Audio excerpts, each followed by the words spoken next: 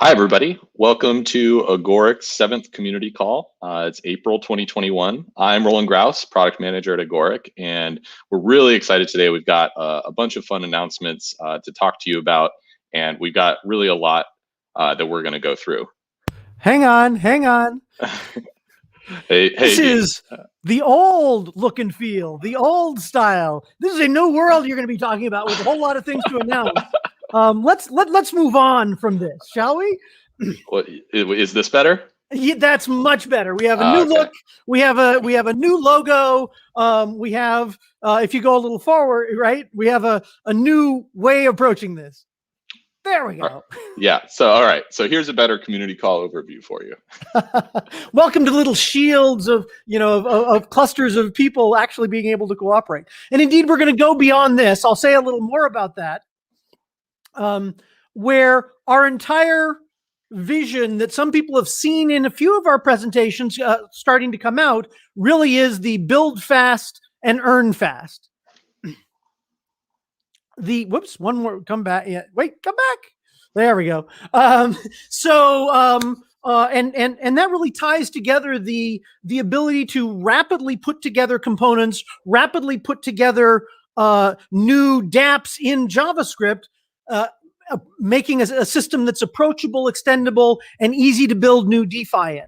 And so that's the goal, is to be able to rapidly build it and rapidly get it out into an economy. And so you'll see, in fact, we'll be completely revving our website to focus a lot more on what the developers need to do, what people building dApps need to do to be able to get through and get something out to our future chain. So this gives you a little hint of the look and feel. Keep an eye out for it in the next several days. Yes. Curious observers will see an upgrade to our web presence soon. That's right. That's right. And it goes farther than that. So we've talked before about the economy.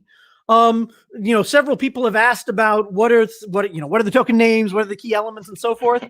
So these are our token names. Build, right? The system is all about being able to build. That's the staking token. That's the foundation cornerstone that you build up the economy in. And it provides both staking security and of course governance and stability for the local currency that is used to glue together the economy. The local currency is run, right? That is what system services are paid for, gas costs, naming services, etc. That is what's easy for your dApps to be able to take for payment. That is the primary fee mechanism for paying validators for their fine service to make the economy and the underlying blockchain happen.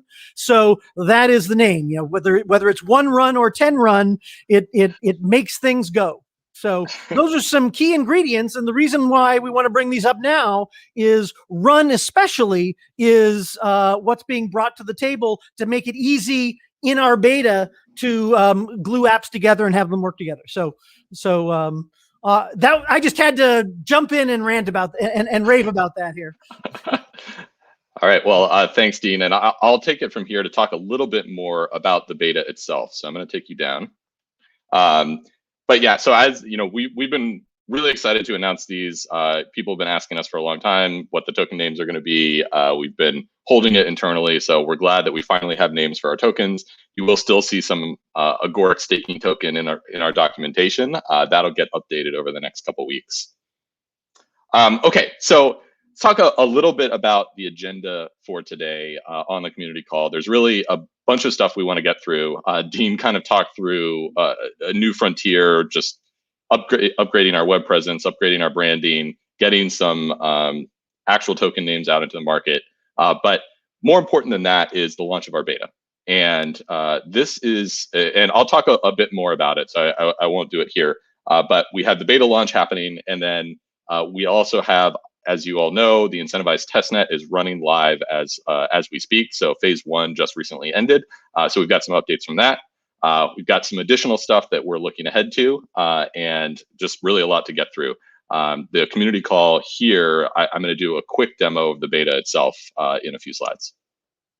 But to start with, let's talk about what's included in this initial beta phase. So at the core, this is the first time that we have a deployed contract and front end running on our DevNet that anyone can access and interact with. And locally, obviously, we've been building and working on contracts in our front ends ourselves for quite a while. But this is something where an external person can get a wallet, interact with the deployed version live.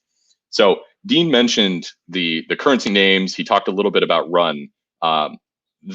Really the core mechanic that we're going to see in the Treasury and the beta of the Treasury app that got deployed is the contract minting of the run currency for people. So that you'll be able to bring in collateral, mint run against that collateral as a over collateralized loan, and then use that run, and that's the only way to generate run. Use that run to pay transaction fees in the economy and to pay for goods and services. That mechanic will be the Treasury vaults. So we'll go through a little bit about how those work. And then we're also launching the first version of our AMM, which we're calling Swap for now as well. And that will be a standard XYK curve, but importantly built so that it can be upgraded as we approach mainnet. So we'll talk a little bit more about that later on. Beyond that, we have the example baseball card DApp, which those of you that have been following us for a while, you've probably seen it before. That will be something as an example place where you can use your run to buy an NFT. And as a developer, you can see how that was built and how if you want to launch your own application related to NFTs, that would be a great place to start. And then beyond that, we've done a lot of work behind the scenes, just improving the developer experience, improving the APIs for our Zoe and ERTP frameworks. Just a ton of upgrades there that won't be visible to an end user, but as a developer, you will see if you've been building on our system.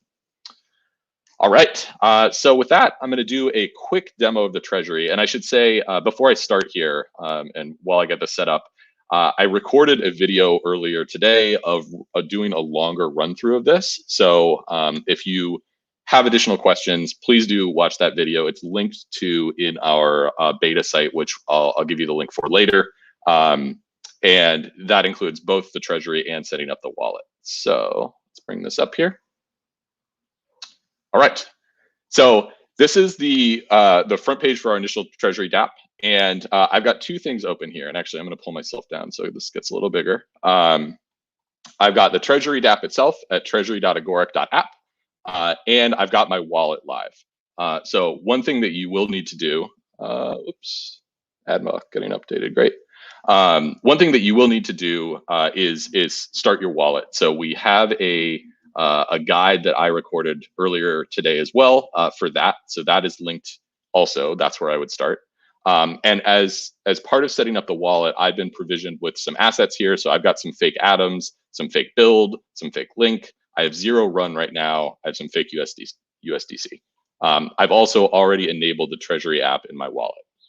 So with all that done, the Treasury app looks like this. And to start with, I'm asked to select a collateral type. So if I want to create a vault with build, I can do that. And I'm shown, and click too fast there, but I'm shown a couple important things, which is the minimum collateralization ratio, the ratio at which my vault would get liquidated, and then the fee, the stability fee on that vault or interest rate.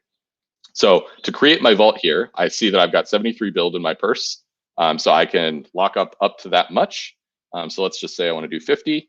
It automatically calculates the run I want to receive based on my collateralization ratio here. If I want to increase that, I can do that. This will give me a slightly safer vault. And again, I don't intend to go into all the details on this type of thing. If you have questions on creating an over collateralized vault, please do come into our Discord. But this would give me the amount of run I want to receive. I select the purses for each one. And in this case, I only have one purse for each asset.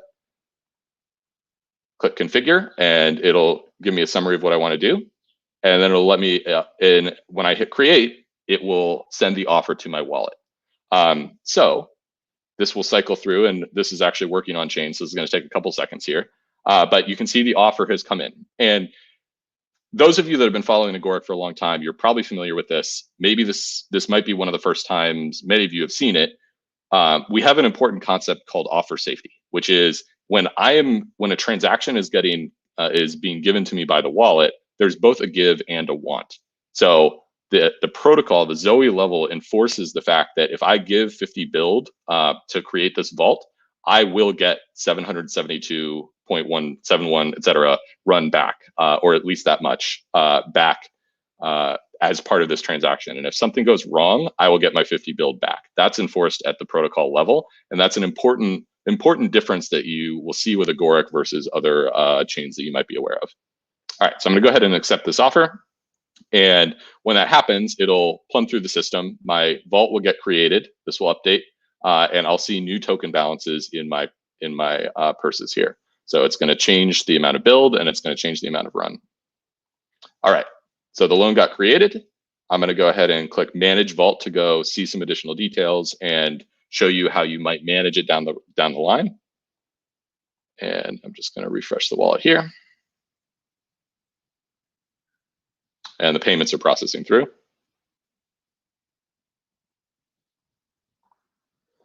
Okay, so the vault here, I see my 50 build. I see the market price of build, obviously fake prices. This is all testnet fake currencies. The liquidation ratio, the ratio that I would get liquidated at, or the price that I would get liquidated at based on these things. And if I want to adjust the vault, I can do that down here, adjust or close.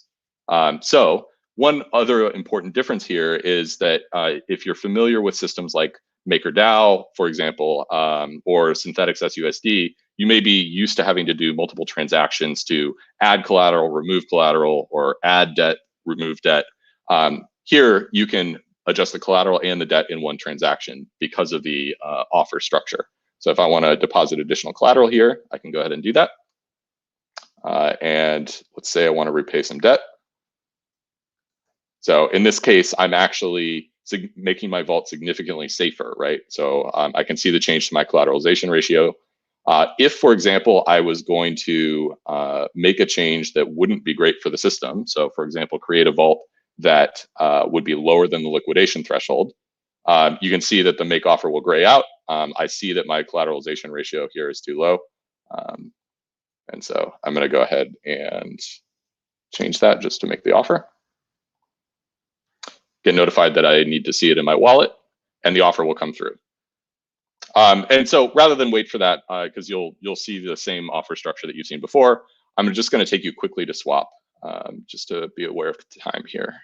So our swap application is an XYK AMM curve, which means that you can swap one token for another token based on the pools, the depth of the liquidity in the pools that exist. Again, don't want to go into too much detail on this, but view this as the primary way that you can exchange tokens within the Agoric economy. So if I want, it's defaulted to run here. I've got 772.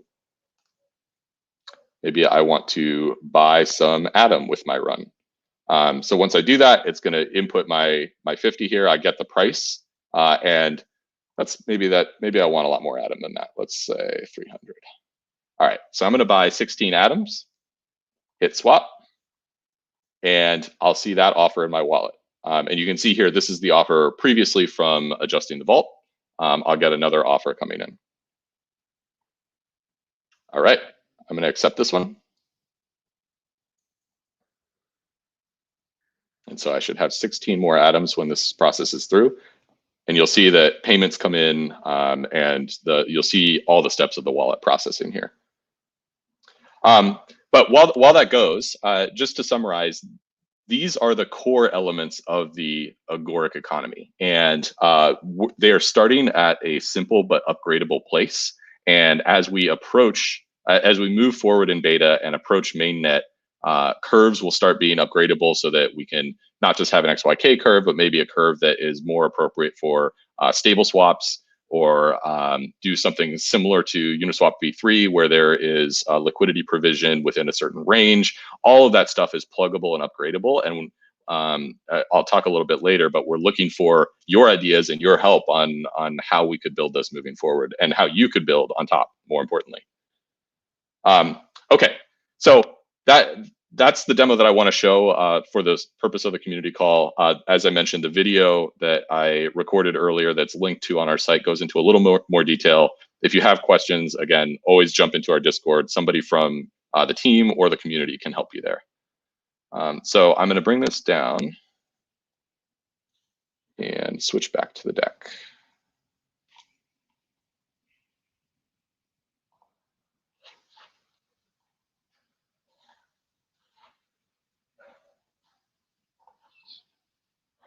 Give me 1 second here.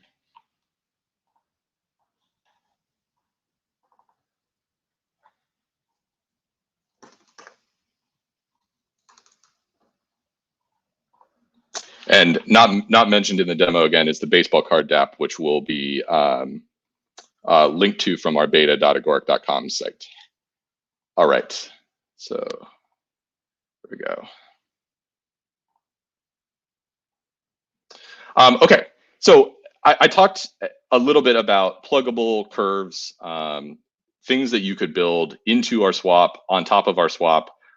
Really, the important part of what we're building here is how it enables a larger group of people to all coordinate together to build an economy. So we've got a ton of ideas of places where you could potentially help, both with what we're doing, but also where you might want to build your own application.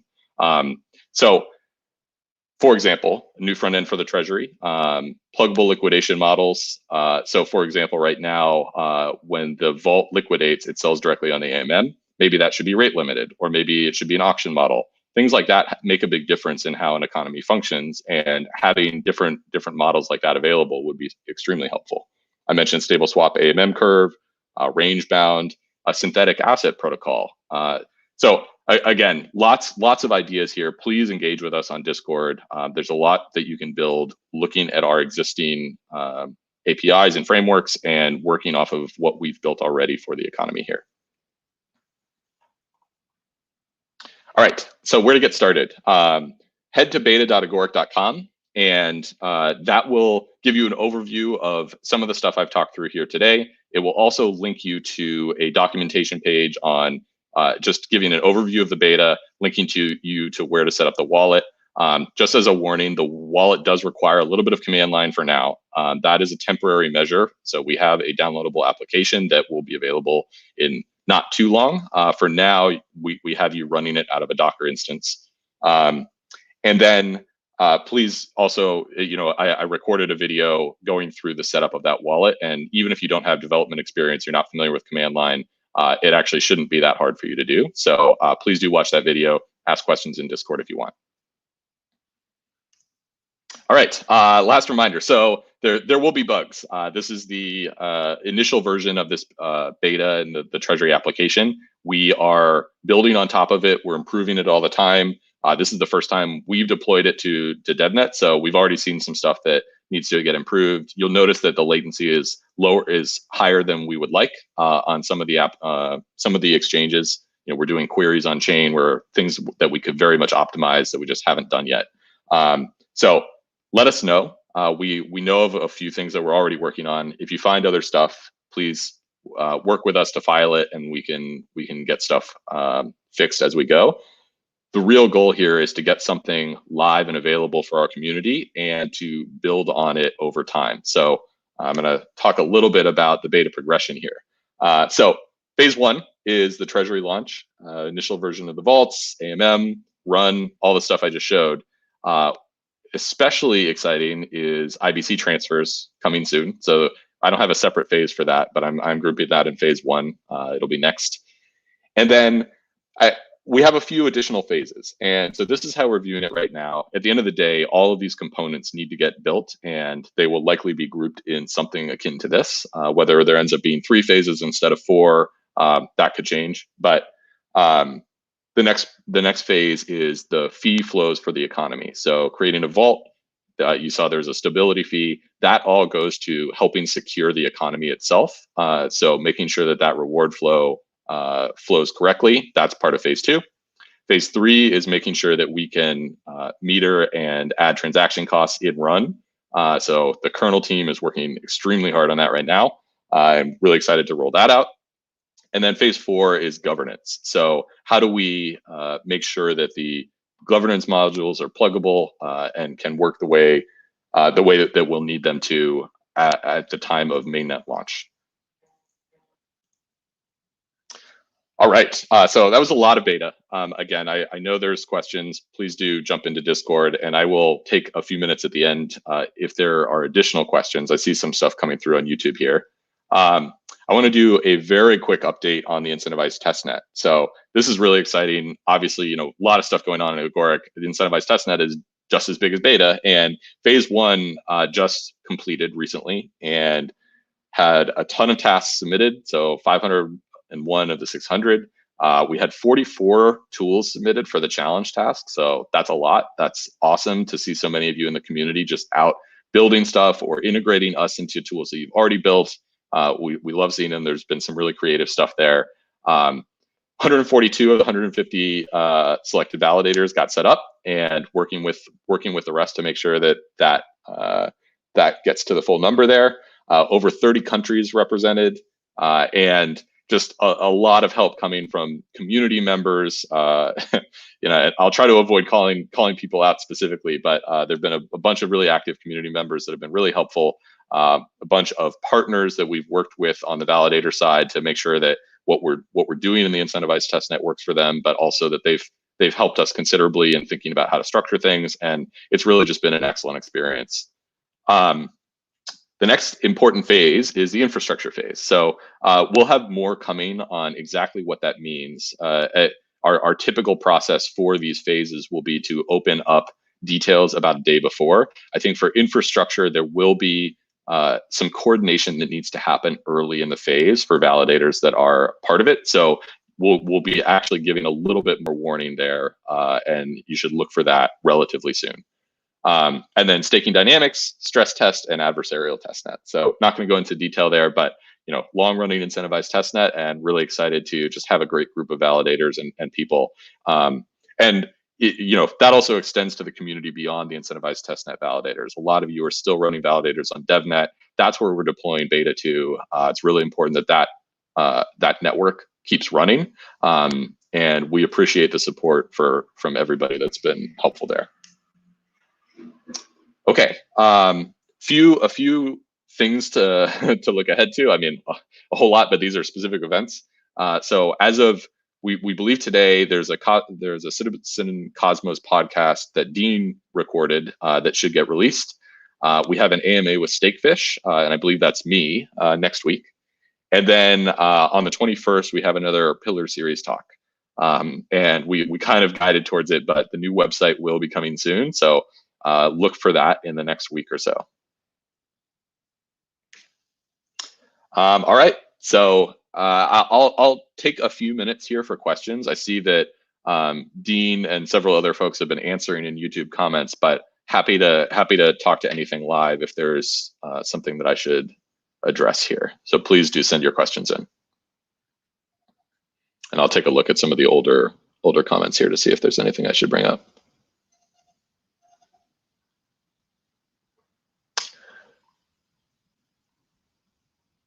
Let's see.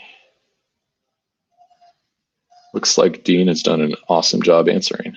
Okay, so if there's no additional questions, as always, please come into Discord and ask there if you need to, and go play with the Treasury application. Get your wallet set up. Let us know if you have ideas, especially. Please come in with them and let's chat.